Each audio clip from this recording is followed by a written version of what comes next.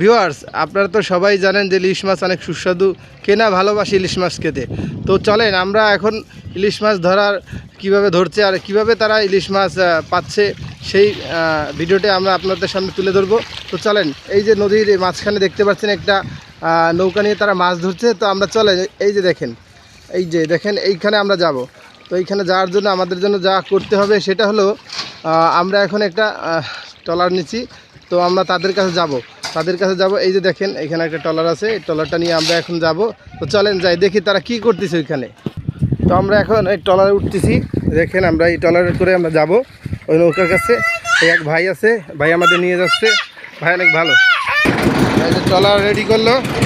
তো আমরা এখন উদ্দেশ্য আমাদের ওই নৌকা ধরার জন্য নৌকার কাছে যাবো আমরা। এই যে চলেন আমরা দেখি এখানে কীভাবে ওরা কী করে।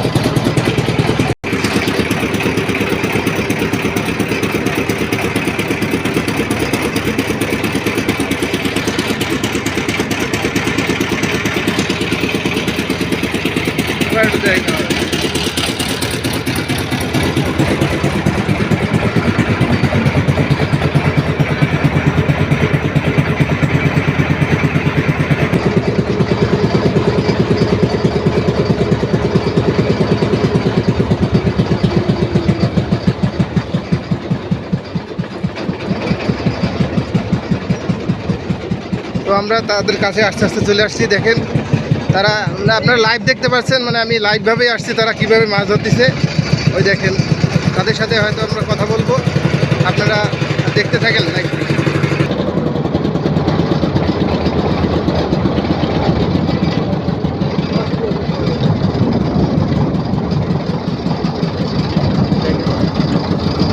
গায়ে দেখাই না,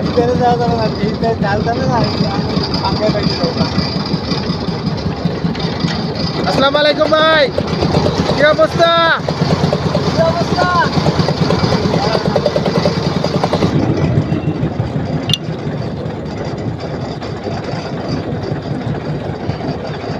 ভাই আসসালামু আলাইকুম, ভালো আছেন? বড় ভাই মাছের কি অবস্থা? তা মোটো পাইছেন? ও ঝাটকা ইলিশ পাইছে, ওরা বড় ইলিশের আশায় বসে আছে। তো আমরাও দেখবো ওরা কীভাবে বড় ইলিশ উঠায় নদী থেকে। তো আপনারা দেখতে থাকেন। এই যে আমরা আসলাম তাদের কাছে, তারা এই যে জাল দিয়ে নৌকা দিয়ে তারা যেভাবে ইলিশ উঠায় দেওয়া গেল কীভাবে মাছ আছে আমরা এই দেখেন তারা পাইছে। এই দেখেন নদীর ইলিশ, এই নদীর ইলিশ যেরকম সুস্বাদু এরকম মজাদার। তো আমরা দেখতে পাচ্ছি যে এই দেখেন ইলিশ পাইছে, কত সুন্দর ইলিশ। তো আরও ইলিশের জন্য তারা অপেক্ষা করতেছে, ইনশাল্লাহ অনেক ভালো ইলিশ পাবে। তো আপনারা দেখতে থাকেন যে তারা কিভাবে মাছ ধরে, মাছ ধরার পদ্ধতি কিভাবে তারা ইলিশ আনে বাজারে আমাদের সামনে পরিবেশন করে। কত কষ্ট করে তারা ইলিশ ধরে, এবং ইলিশ ধরতে গেলে অনেক কষ্ট, অনেক পরিশ্রম করা লাগে। তো এভাবে না করলে তারা পয়সাগুলো উসুল হয় না। আসলে ইলিশ ধরার কষ্টটা অনেক বেশি অন্যান্য মাছের চেয়ে। ইলিশটা একদম মনে করেন বাংলাদেশের সবচেয়ে দামি মাছ এবং সবচেয়ে মনে করেন মূল্যবান একটা সম্পদ। তো ইলিশ খেতে ভালোবাসে না এমন কোনো বাংলাদেশের লোক নাই, আমার মতে জানা নাই। তো আমরা আসছি আজকে তাদের লাইভ দেখানোর জন্য, যে দেখেন কিভাবে তারা ইলিশ ধরে। তারা একটা ডিঙ্গি নৌকা নিয়ে, এই যে দুইজনে ইলিশ ধরতেছে। তাদের একটা ডিঙ্গি নৌকা আছে, ডিঙ্গি নৌকা তাদের আসবাবপত্র যারা আছে থাকে, এইখানে তারা বসবাস করে, এইখানে থাকে তারা। রাত্রেও এইখানে অনেক রাত্র পর্যন্ত ওই মাঝ নদীতে তারা মাছ ধরার জন্য এইখানে তারা আসবাবপত্র নিয়ে তারা থাকে, এবং তারা মাছ ধরার জন্য সবসময় আকুল হয়ে তারা সবসময় দেখে যে ইলিশের যে প্রচনা, ইলিশের যে আমাদের বাংলাদেশের যে চাহিদা, সেই চাহিদা মেটানোর জন্য তারা ইলিশ ধরতেছে। তো দেখা যাক কীভাবে ইলিশ ওঠে, কয়টা ইলিশ আপনারা দেখেন।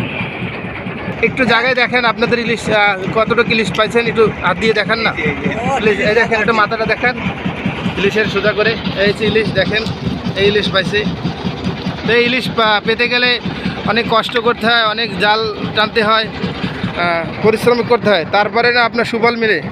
তো এই দেখেন অনেক ভরা নদী, এই নদীর ইলিশ অনেক সুস্বাদু ইলিশ। এই ইলিশের অনেক অনেক ইলিশ পাওয়া যায় এই নদীতে। ইলিশের সুস্বাদুতা যারা সবসময় খায়, যারা ইলিশ ভালোবাসে, তারাই সবসময় বুঝে যে ইলিশ কতটা সুন্দর। তো আমরা অনেক দূরে থেকে দেখতেছিলাম, আমরা দুজনে ইলিশ ধরতেছে। তো আমার খুব আগ্রহ হলো যে আপনাদের এই ভিডিওটা লাইভটা দেখাই আপনাদের সামনে পরিবেশন করে হয়তো মাছ ধরার এটা আপনাদের ভালো লাগবে। তো দেখেন ইলিশের এই যে জাল উঠাচ্ছে, আস্তে আস্তে উঠতেছে।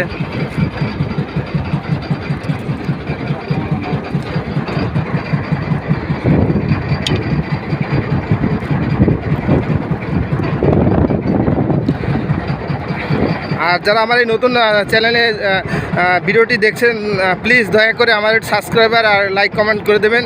যেহেতু নতুন চ্যানেল খুলছি, সেহেতু মনে করেন আমাদের একটু হেল্প করেন যেন আমার এই চ্যানেলটা ভালোভাবে সাবস্ক্রাইব করে আমি যেন আমার লক্ষ্যে পৌঁছাতে পারি ইনশাল্লাহ।